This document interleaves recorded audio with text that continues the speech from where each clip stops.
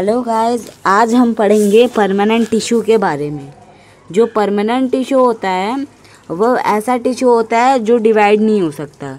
एक सेल से वो दो सेल में नहीं बढ़ सकता, ठीक है। और उसके जो सेल्स होते हैं वो लिविंग भी हो सकते हैं और डेड भी हो सकते हैं, ओके।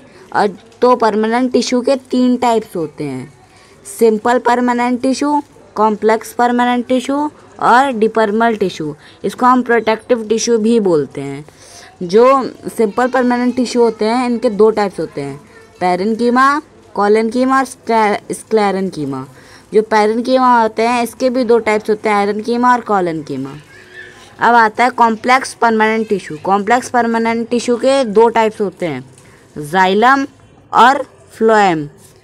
जो जाइलम होता है उसमें वेसल्स होते हैं, टार्चेट्स होते हैं, जाइलम पैरेन्कीमा होता है, जाइलम फाइबर्स होते हैं।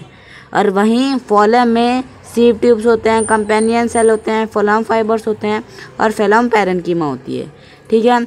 और जो डिपर्मल टिश्यू होते हैं इसके 2 टाइप्स हैं: एपिडर्मल एंड कॉर्क। आज के इस वीडियो में हम बस पैरेन्कीमा और उसके टाइप्स के बारे में जानेंगे।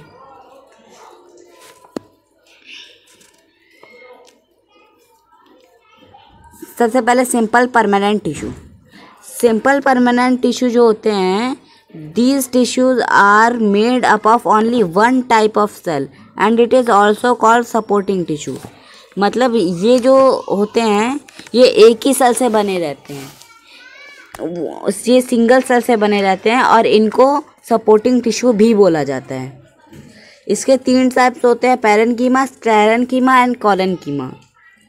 जो पैरेन्कीमा होते हैं ये लिविंग सेल से बने रहते हैं, ठीक है। मतलब इनमें जो सेल होते हैं वो लिविंग होते हैं।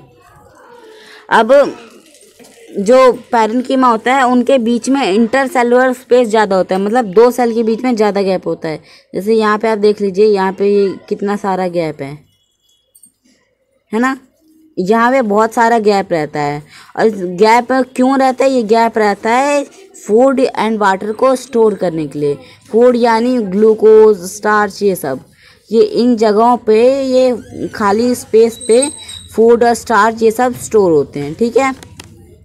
अब पैरेन्कीमा के 2 टाइप्स होते हैं: एरेन्कीमा एंड क्लोरेन्कीमा।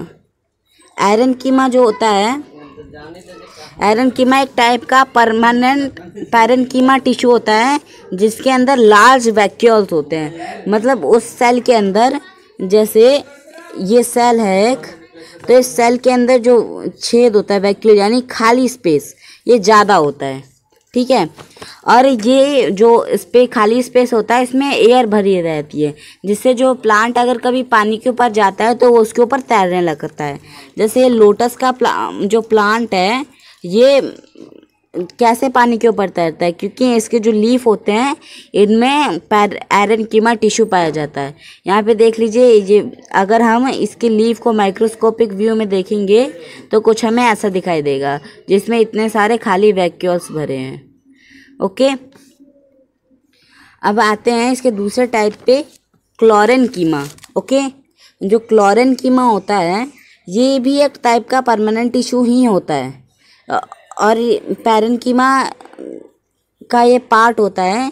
और ये इस जो टिश्यू होता है इसमें क्लोरोप्लास्ट रहता है, ठीक है, जो फोटोसिंथेसिस करता है। अगर कभी किसी पैरेन्कीमा टिश्यू में क्लोरोप्लास्ट आ जाता है और वो फोटोसिंथेसिस करने लगता है तो हम उसको क्लोरेन्कीमा बोलते हैं, ठीक है। जैसे ये जो एक तना है, तने में जो वो पैरेन्कीमा टिश्यू है उसमें जब ये क्लोरोप्लास्ट आ गया, यहाँ पे ये जो क्लोरोप्लास्ट है, ये आप देख रहे हो मैंने ब्लू कलर से मार्क कर रखा है, ये जो क्लोरोप्लास्ट है, ये क्लोरोप्लास्ट आ जाता है तो ये भी फोटोसिंथेसिस करने लगता है, ठीक है। अब इसको याद करने का एक आसान तरीका है, जैसे क्लोरेन्कीमा, तो क्लो से रिलेटेड है क्लोरोप्लास्ट, ठीक है, क्लोरेन और क्लोरोप्लास्ट, ठीक है। तो ये दोनों आप इससे याद कर सकते हैं कि क्लोरेन्कीमा क्लोरेन्कीमा में क्लोरोप्लास्ट रहता है। अब जो एरेन्कीमा होता है, तो एरन किस वर्ड से बना है? एयर, ठीक है। तो एरेनकीमा मतलब एयर, तो इसके सेल्स में एयर भरी रहती है, हवा भरी रहती है। जो वैक्यूल्स होते हैं इसमें एयर भरी रहती है जिससे प्लांट तैरते हैं। अब जो पैरेन्कीमा होते हैं, पैरेन्कीमा का आप यहाँ पे देख सकते हो, इनका काम बस एक ही होता है कि ये फूड को स्टोर करते हैं। ठीक है, अब हम एक बार इसको रिवाइज कर लेते हैं।